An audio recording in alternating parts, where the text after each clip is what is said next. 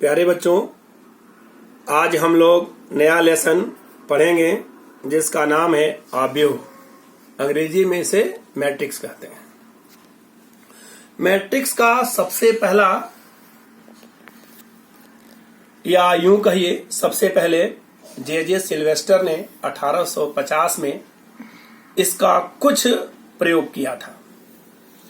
बाद में 1858 में आर्थर केले ने इसके नियम को प्रतिपादित किया या एक सिद्धांत डेवलप किया। सिद्धांत क्या है? पंक्तियों और स्तंभों का विन्यास। एग्जाम्पल के रूप में देखें, आप अपने स्कूल में प्रेयर ग्राउंड में खड़े होते हैं, पीटी करते हैं, जो किराने की दुकान है उस पर सामान की बाहर लिस्ट लगाए रहता है। बसों में, ट्रेनों में आप सफर करते हैं तो वहां देखिए बैठने का अरेंजमेंट है। 2x2 की बसें हैं, 3x2 की बसें हैं।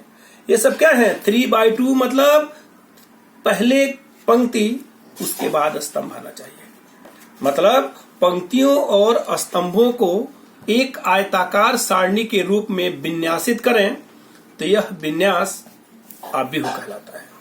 हमने आपको एग्जाम्पल भी दे दिया कैसे। अब आइए थोड़ा सा आगे हम इसको बढ़ते हैं। इसको हम डिफिनेशन के रूप में दिखाते हैं। तो आप जरा इसका डिफिनेशन देखिए। अब डिफिनेशन में क्या है कि देखिए, डिफिनेशन में है कि mn संख्याओं का एक ऐसा निकाय जिसमें m पंक्ति तथा n स्तंभ। देखिए क्या लिख दिया? m पंक्ति तथा n स्तंभ को आयताकार सारणी के रूप में व्यवस्थित करने को m क्रॉस n क्रम या कोटि का आव्यूह कहते हैं।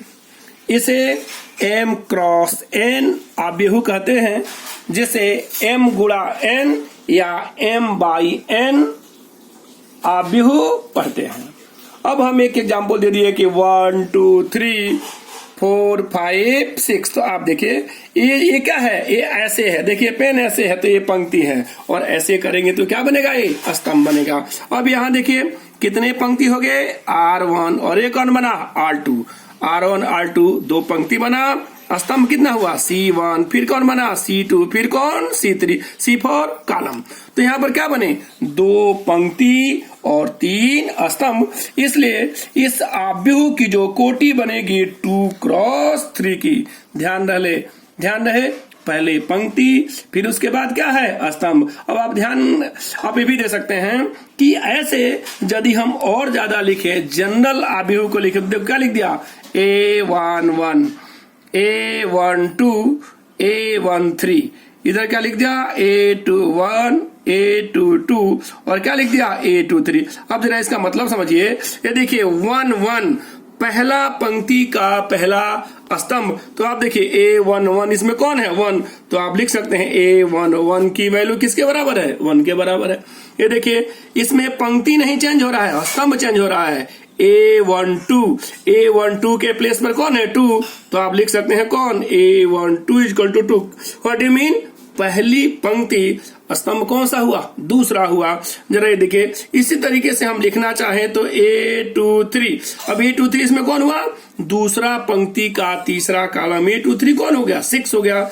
इस तरीके से हम इसके एलिमेंटों को, इसकी व्यवस्था को दिखाते हैं, जिसमें आप देखिए हमने पहले ही लिख दिया है पहले पंक्ति। भूल से भी पहले स्तंभ नहीं आना चाहिए। पहले पंक्ति, उसके बाद क्या है? स्तंभ। और हम इन आव्यूहों का निरूपण अंग्रेजी के बड़े अक्षर A से या B से या किसी भी कैपिटल लेटर से कहते हैं, जिसको हम प्रतीक के रूप में AIJ, और AIJ किसके लिए हो गया? मैट्रिक्स A के लिए हुआ। अगर हम B लिखते हैं तो बीच का क्या हुआ? BIJ। लेकिन ध्यान रहे यहाँ क्रम रहे M क्रॉस N, जो दिखाए कि आपने जो मैट्रिक्स बनाया है उस मैट्रिक्स में कितने पंक्ति है और कितने स्तंभ है। AIJ M cross N, BIJ M cross N। हमेशा ध्यान रखना है कि जो M है वो क्या है, पंक्ति है, और जो N है वो क्या है, स्तंभ है। तो पंक्ति और स्तंभों को आपको ध्यान में रखना होगा।